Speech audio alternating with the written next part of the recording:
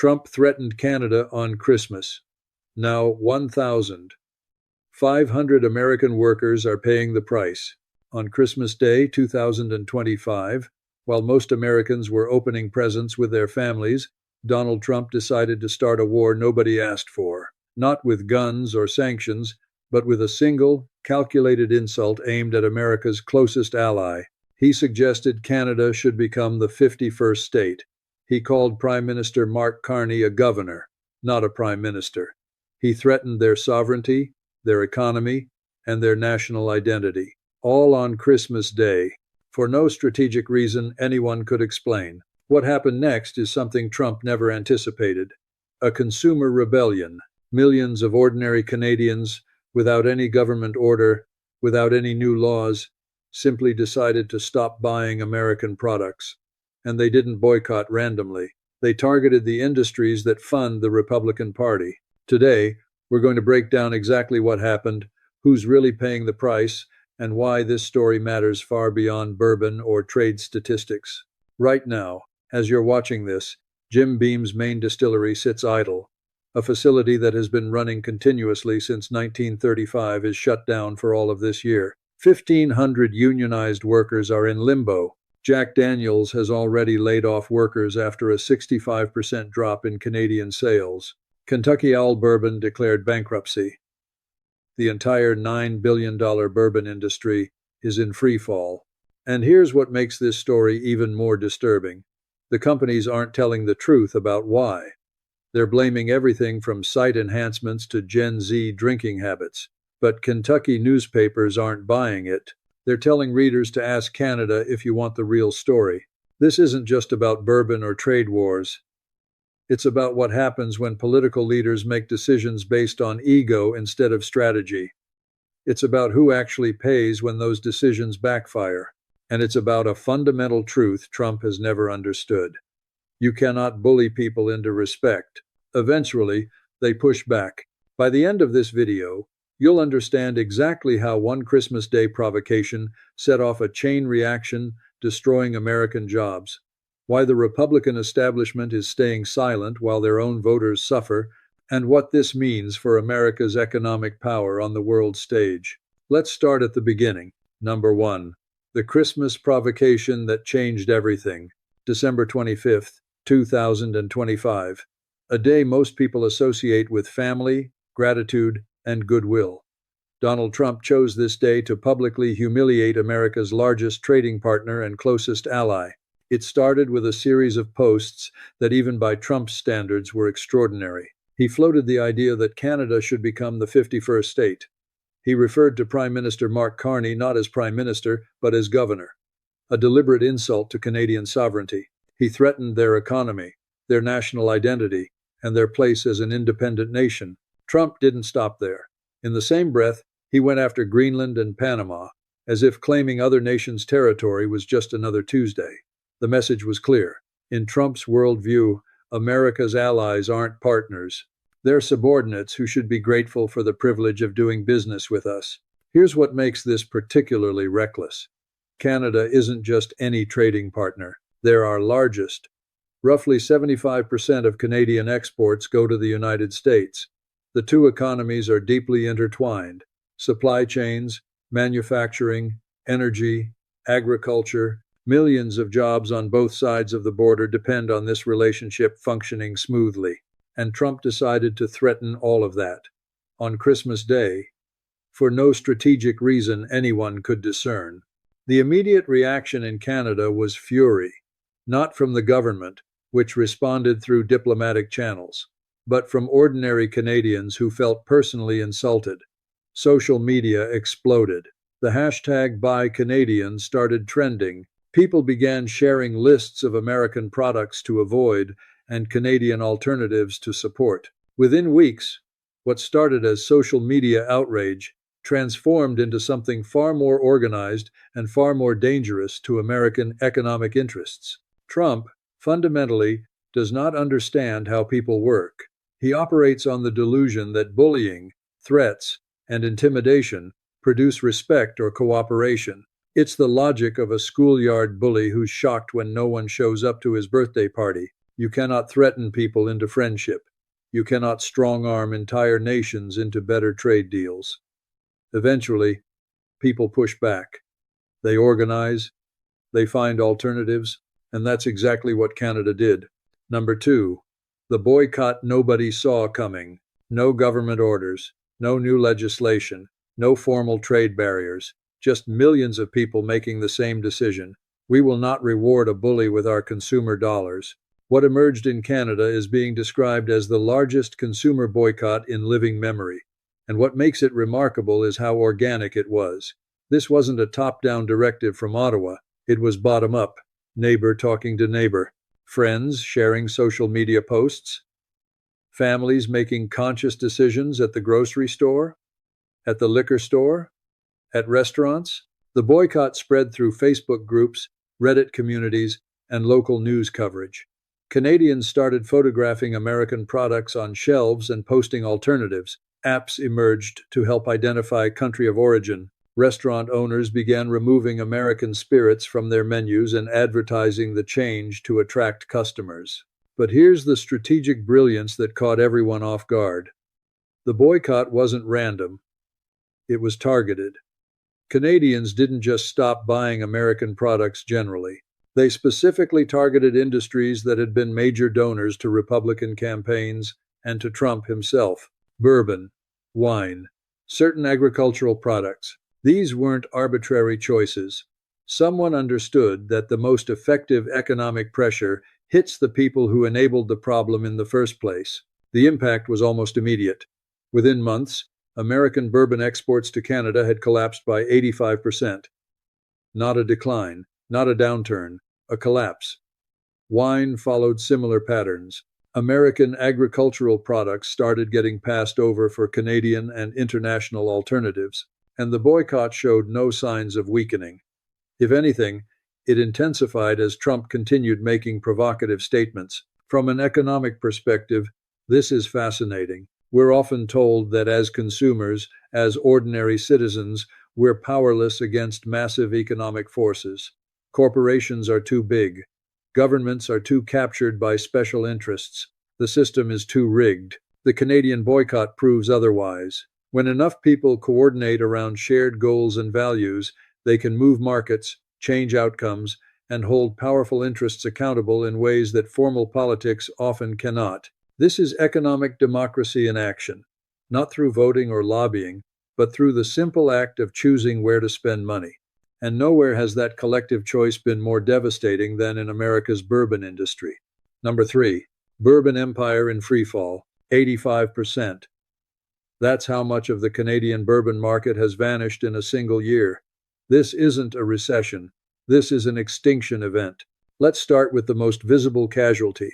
Jim Beam, one of the most iconic names in American spirits, has announced it's shutting down its main distillery for all of 2026. This is a facility that has been running continuously since 1935. Through the Great Depression, through World War II, through every economic crisis of the past 90 years. Now it sits idle. 1,500 unionized workers are in limbo. These aren't abstract statistics. These are people with mortgages, with families, with health insurance tied to their jobs. People who built their careers and their lives around an industry that's now collapsing. But Jim Beam is just the most visible symptom. Jack Daniel's announced layoffs back in August after a 65% drop in sales to Canada. That was before the situation worsened. With the Canadian market now down 85%, imagine the devastation inside their books. Then there's Kentucky Owl Bourbon, which declared bankruptcy in October. Their story illustrates just how deep this crisis runs. When the company tried to use their aging whiskey barrels as collateral to pay down debts, the courts rejected the proposal. The judge, after hearing testimony from market experts, issued a statement that should alarm anyone in the industry. The testimony highlighted the dismal state of the barrel market and concluded that selling this inventory without steep discounts would be extremely difficult. Think about what that means. Barrels of aging bourbon, which should be increasing in value, have essentially become worthless. The entire economic model of the bourbon industry is built on aging whiskey as a long-term asset. You invest in production today, let it age for years, and sell it at a premium later. That model only works if there's a market to sell into. Without Canada, that market has shrunk dramatically, and the barrels keep aging. The storage costs keep accumulating. The debt payments keep coming due. This is structural damage that could take years, even decades, to repair. Kentucky's bourbon industry generates $9 billion annually. It's not just distilleries. It's corn farmers. It's barrel makers. It's trucking companies. It's tourism. It's thousands of small businesses that depend on bourbon money flowing through the local economy. When an industry this size contracts this fast, the ripple effects touch everyone. But here's what makes this even more infuriating. The industry isn't telling the truth about what's happening. Number 4. The cover-up and excuses that don't add up. Site enhancements, whiskey glut, changing youth drinking habits. The bourbon industry is blaming everything except the obvious. And the numbers prove they're lying. When Jim Beam announced the shutdown, they called it a temporary pause for site enhancements. That's corporate speak for upgrades and renovations. And on its face, it sounds plausible. Companies do shut down for maintenance. But for an entire year? A facility that's run continuously for 90 years suddenly needs 12 months of enhancements? The timing, coming right as Canadian exports collapsed, is too convenient to be coincidence. Then there's the whiskey glut argument. Industry spokespeople have claimed there's simply too much bourbon in warehouses, that supply has outpaced demand. This would make sense except for one problem. Production this year is already down 55 million gallons compared to last year.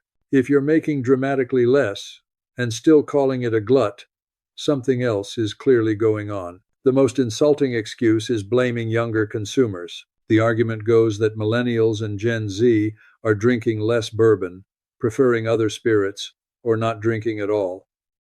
And while there are some shifts in drinking habits, the timeline doesn't work. Did an entire generation suddenly decide in the span of a few months to abandon bourbon? Kentucky newspapers aren't buying it. Several outlets have published pieces telling readers that if you want to understand what's really happening to the bourbon industry, ask Canada. The cover-up serves a purpose. Admitting the truth would force these companies to take a political position. It would mean acknowledging that the president they supported has directly damaged their business. So workers get sacrificed to maintain the narrative. This is a pattern we see repeatedly. When corporations face politically inconvenient truths, they find ways to obscure them. And ordinary workers bear the consequences. The executives at Jim Beam will be fine. They have savings, stock options, connections. The line workers losing their jobs have none of those safety nets. Number 5. McConnell's silence and the betrayal of Kentucky. Mitch McConnell has represented Kentucky in the Senate for over 4 decades. When his state's signature industry began collapsing, he said nothing. McConnell is the Senate Minority Leader, one of the most powerful positions in American government. He has spent his career cultivating an image as a strategic mastermind, someone who plays the long game. But when Donald Trump insulted Canada on Christmas Day, McConnell was silent. When the boycott began and Kentucky bourbon exports started falling, McConnell was silent. When Jim Beam announced its shutdown and 1,500 workers learned they'd be out of jobs, McConnell was silent. Not a word of condemnation for Trump's provocation. Not a word of acknowledgement that threatening America's largest trading partner might have consequences for Kentucky workers. Compare that to Governor Andy Beshear, a Democrat in a deeply red state. Beshear has been willing to speak honestly about the crisis. He called Trump's dismissal of affordability concerns a slap in the face to the people of Kentucky. The contrast is stark. One leader speaks truth, even when it's uncomfortable. The other watches his state suffer in silence, rather than challenge the leader of his party. This is what the modern Republican Party has become. Loyalty to one man matters more than the economic well-being of their own constituents. Every day McConnell doesn't speak up is another day the workers of Kentucky go without an advocate in Washington. Meanwhile, on the other side of the border, the country that was supposed to cave is thriving. Number 6. Canada rising and the numbers Trump doesn't want you to see. Canada was supposed to collapse under American pressure. That was Trump's entire theory. Instead, they're experiencing an economic boom. Let's look at the numbers Trump doesn't tweet about. Last month, Canada created 54,000 new jobs. That's 3 consecutive months of job growth. Unemployment has fallen to its lowest level in 16 months. Canadian banks are comparing current economic conditions to the tech boom of the late 1990s. Not recession conditions, boom conditions. How is this possible? Wasn't Canada supposed to be desperate? The answer reveals just how badly Trump misunderstands modern economics. Canada responded to American pressure not with panic but with adaptation. They diversified their trading relationships, strengthening ties with Europe and Asia. They invested in domestic production. They found that many products they'd been buying from the United States could be sourced elsewhere. The boycott itself became a source of national pride and economic activity. Buy Canadian movements supported local businesses. Canadian distilleries ramped up production to meet demand previously filled by American bourbon. The psychological impact may matter as much as the economic impact. Canadians discovered they're not as dependent on the United States as they thought. They can resist American pressure. They can thrive even when their giant neighbor tries to bully them. Trump's approach to trade assumes American economic dominance gives the U.S. unilateral leverage. The Canadian boycott proves that logic has limits. When you push people far enough, they find ways to push back, which raises the question everyone in the bourbon industry is afraid to ask. Number 7. The point of no return. Consumer habits have a property economists call stickiness. Once broken, they don't automatically return.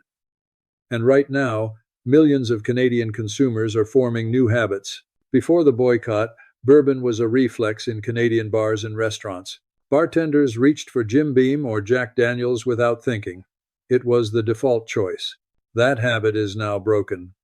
Reports from the Canadian restaurant industry show bartenders experimenting with whiskeys they never would have considered before. Canadian rye, Irish whiskey, Japanese whiskey. They're discovering options they like just as much or even better than American bourbon. And critically, customers are responding. Some prefer the new options. Many are actively choosing to avoid American products on principle. This is how markets shift permanently, not through dramatic moments, but through millions of small choices that compound over time. Every week, the boycott continues. More bartenders get comfortable with alternatives. More customers discover new preferences. We're only at the end of year 1 of this economic conflict. The damage is already severe. What will years 2 and 3 bring? The symbolic importance cannot be overstated. Bourbon represents America itself, our history, our culture, our identity. For Canada to target it sends a message far beyond economics. We reject your threats. We will not be intimidated. Let's see the full picture. On Christmas Day, Donald Trump insulted America's closest ally for no strategic reason. The Republican establishment said nothing. Millions of Canadians responded by launching the largest consumer boycott in living memory. Kentucky's bourbon industry is now in freefall. 85% of exports to Canada gone. Jim Beam shut down. 1,500 workers in limbo. The companies are lying about why. Mitch McConnell refuses to say a word. Meanwhile, Canada is thriving. This is what happens when political leaders make economic decisions based on ego instead of strategy. The people who caused this crisis face no consequences. Donald Trump still lives in his gilded tower. The executives who stayed silent will keep their bonuses. The 1,500 workers at Jim Beam? And here's the question that should keep American business leaders up at night. If Canada can do this, what about Europe? What about Asia? What about every other country watching this unfold, learning that American economic power has limits? Donald Trump thought he could break Canada. Instead, he may have shown the world how to break America's economic leverage. That's a lesson we'll be paying for long after the last bottle of Kentucky bourbon gathers dust on a Canadian shelf. The workers losing their jobs at Jim Beam didn't create this crisis. The families in Kentucky struggling to pay their mortgages didn't start it. Yet they are the ones paying the price. This is what happens when political leaders make consequential economic decisions without accountability. When policies prioritize ego over results, and when we elect people who fundamentally don't understand how economies work. The Canadian people have demonstrated something extraordinary through their collective action. They've shown that ordinary citizens making everyday choices about what to buy can wield enormous power. By deciding not to reward a bully with their consumer dollars, they prove that economic influence doesn't flow only from the top down. It can also flow from the bottom up. This is a profound lesson in how power works in modern economies. We're often told that as consumers, we're powerless against massive economic forces. But what the Canadian boycott proves is that collective action still matters. When enough people coordinate around shared goals, they can move markets and hold powerful interests accountable. The fundamental absurdity is striking. Donald Trump started this war of his own accord. Nobody asked him to threaten Canada on Christmas Day. He acted entirely on his own ego. And now American workers are paying the price. American businesses are paying the price. American communities are paying the price. Canada went elbows up and they're winning. They're showing that American economic power has limits when wielded recklessly. They're proving that bullying doesn't work, threats backfire, and respect matters at the end.